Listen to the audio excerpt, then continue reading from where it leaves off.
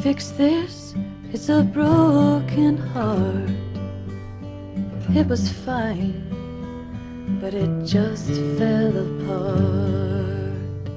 It was mine, but now I give it to you. 'Cause you can fix it, you know what to do. I'm sorry to say, but everyone has a story like mine. If you don't yet, you will. Nobody escapes the grief of losing somebody they love. This is a story of how I survived the worst day of my life, and how you can too when that day comes. I'm sharing things with you I've never told anyone, not my family, nor my closest friends. If this helps or changes one person's life, I'll be a happy man. Around 4 or 4:30 that afternoon, I went to my brother's house in Bridgeland. Just before I reached the front steps, lightning struck about 200 feet away. Suddenly, I thought to myself, don't be in this storm. Then I chased that thought away. Around 10:30 p.m., they still hadn't come home, but I just thought they would be back tomorrow. At 10:34 p.m., my roommate Sean answered the phone. When his voice changed, I knew something was up. It was National Defence Canada. The Cessna, Paddy, Tasha, and their new pilot friend took over the Rockies, hadn't returned. In that instant, I knew they were gone. From that moment on, I've always craved to believe that I'd see them again, but I just don't, so I had to say goodbye forever. During the next few days and weeks, I tried to keep a brave face for those who still had hope they were alive. The media was trying to find out where we lived, harass their families, but they never found Sean and I. I couldn't tell anyone at work because we were worried that would lead the media to us. I went to work at my meaningless job printing junk mail, wishing everyone would just fuck off and die. I just got home from night shift. I was sitting in my car in the back driveway. In that moment, I felt I'd never be fine again. It would never get better. And the only way out of my grief and pain was to end my life. I sat there going over how I'd do it, but then I thought Paddy and Tasha would never want me to do this. I decided that even though dying and ending my pain would be the easiest path, I'd give myself a 1-year rain check on the suicide option. I thought that if I felt the same in a year, I could always revisit it.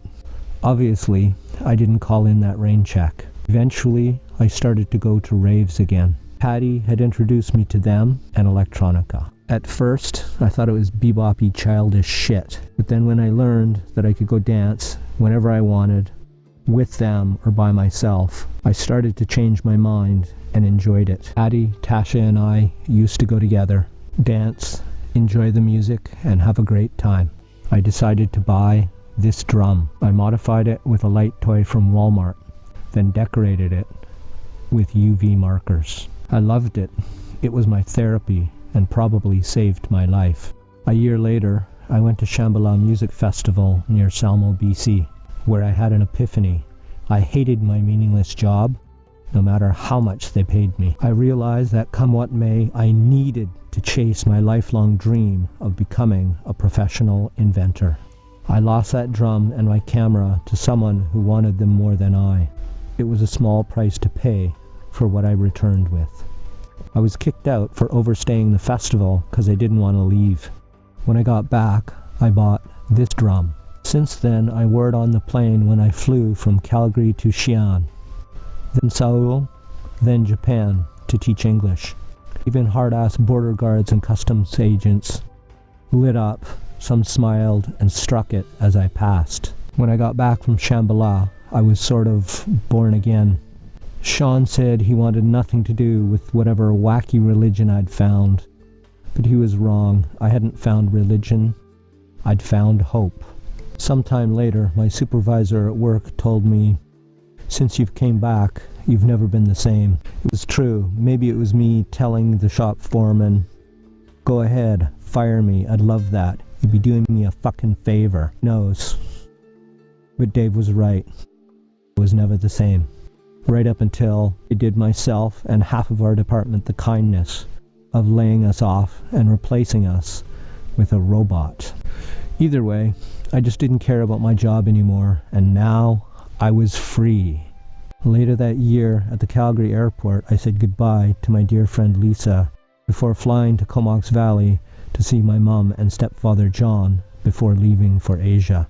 At the airport, I saw John cry for the first time in my life and suddenly realized we may never see each other again, and we never did. On Valentine's Day 2008, I found an inventing mentor and teacher.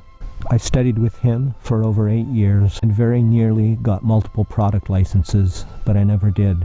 I learned and applied everything he taught me, but still hadn't licensed anything, so I decided to continue on my own.